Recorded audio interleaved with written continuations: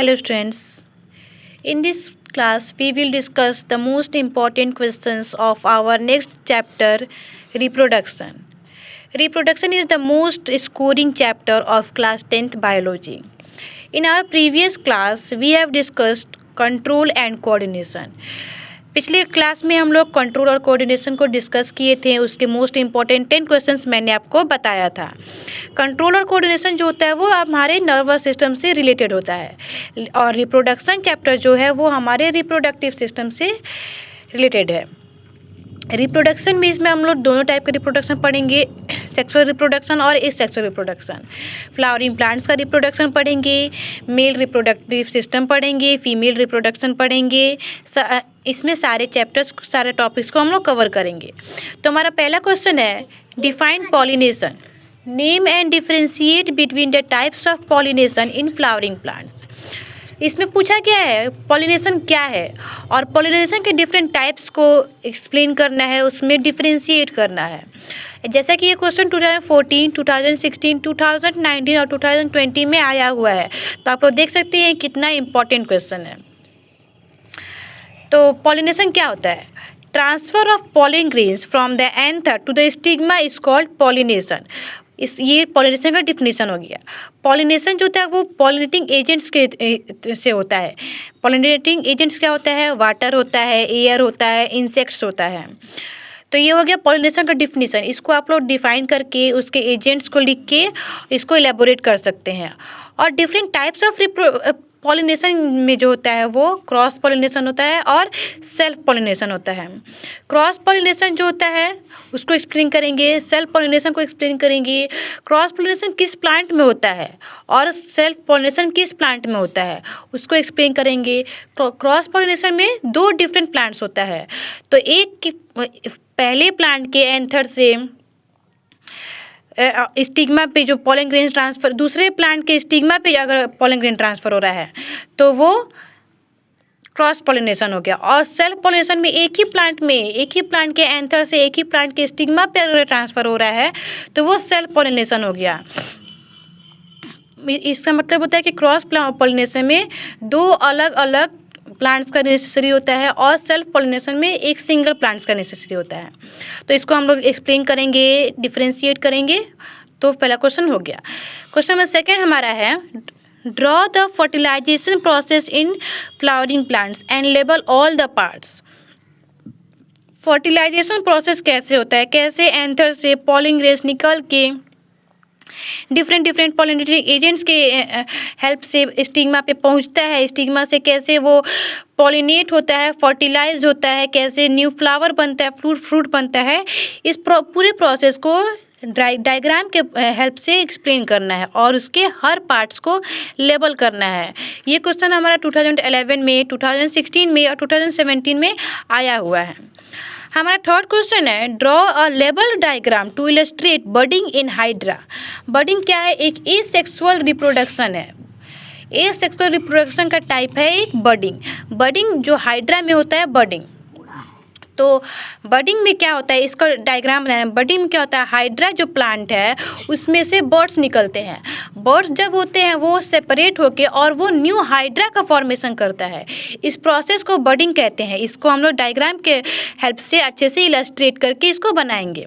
तो ये क्वेश्चन भी हमारा बहुत इंपॉर्टेंट आता है क्योंकि ये क्वेश्चन जो है वो 2012 में, 14 में, 15 में और 18 में आया हुआ है। नेक्स्ट मोस्ट इम्पॉर्टेंट क्वेश्चन, हर साल एक बार पूछा ही जाता है ये question, draw the female reproductive system and label and state function of following parts, ovary, oviduct और यूटरस। ये क्वेश्चन हमारा 2017 में, 2018 में और 2016 में आया हुआ है। तो इसमें फीमेल रिप्रोडक्टिव पार्ट्स को बनाना है, उसके हर पार्ट्स को एक्सप्लेन करना है और उसमें ओवरी का क्या फंक्शन होता है, ओवरी क्या काम करता है। ओवरी जो होता है मैच्योर एग के फॉर्मेशन में काम करता है। इसका और भी बहुत सारा फंक्शन होता है, वो ओवरी का फंक्शन लिखना है।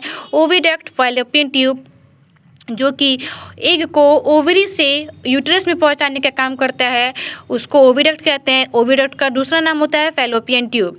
यूट्रस जिसमें फर्टिलाइजेशन प्रोसेस होता है। तो ये क्वेश्चन हमारा 2017, 18, 16 में आया हुआ है। तो ये क्वेश्चन मोस्ट इंपॉर्टेंट क्वेश्चन है। फीमेल रिप्रोडक्टिव पार्ट्स को अच्छे से देख लीजिएगा, उसको अच्छे से लेबलिंग उसका देख लीजिएगा, फिगर बनाना आपको आना चाहिए। हमारा 5th क्वेश्चन है, list any 4 types of contraception method used by humans. How does their use have a direct effect on health and prosperity of a family. देखिए, जो पहले हमने बताया फीमेल रिप्रोडक्टिव सिस्टम और ये कॉन्ट्रासेप्शन, ये तो मोस्ट इंपॉर्टेंट क्वेश्चन है।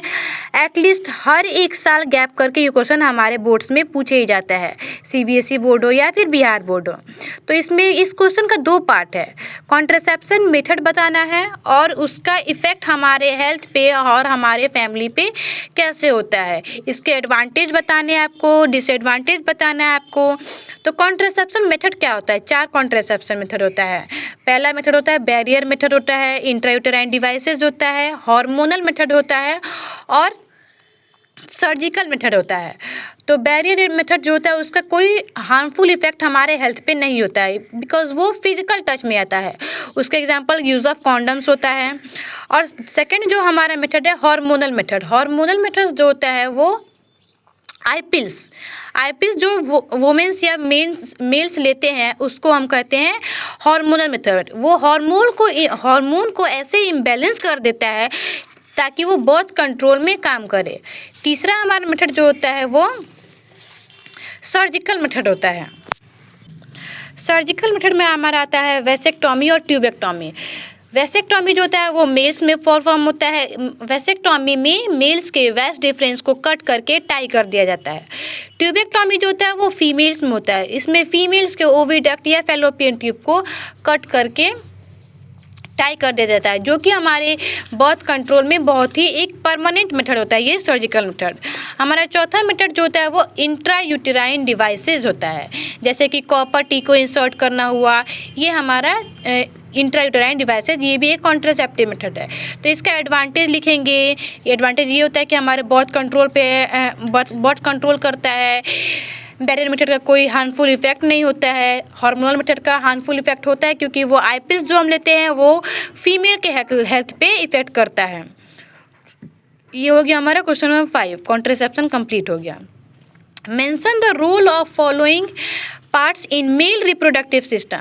मेल रिप्रोडक्टिव सिस्टम में आता है हमारा टेस्टिस होता है, स्क्रोटम होता है, वेस्ट डिफरेंस होता है, प्रोस्टेट ग्लैंड्स होता है, फोरस्किन होता है।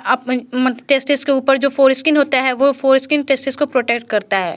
तो इसमें हम लोग मेल रिप्रोडक्टिव सिस्टम बताएंगे, उसमें कौन कौन से पार्ट्स होते हैं उसको लेबल करेंगे, ड्रॉ करेंगे। और इसमें जो पूछा है mention the role of testis, सबसे पहले टेस्टिस पूछा है। तो ये फॉर्मेशन ऑफ स्पर्म्स में इसका यूज़ होता है। टेस्टिस में ही हमारे स्पर्म्स का फॉर्मेशन होता है मेल रिप्रोडक्टिव सिस्टम में। सेकंड जो होता है स्क्रोटम होता है। स्क्रोटम जो होता है बॉडी टेम्परेचर से 2 से 2.5 डिग्री सेल्सियस टेस्टिस के टेम्परेचर को कम रखता है ताकि वो स्पर्म फॉर्मेशन में हेल्प हो। तो टेस्टिस का काम होता है मेंटेनिंग temperature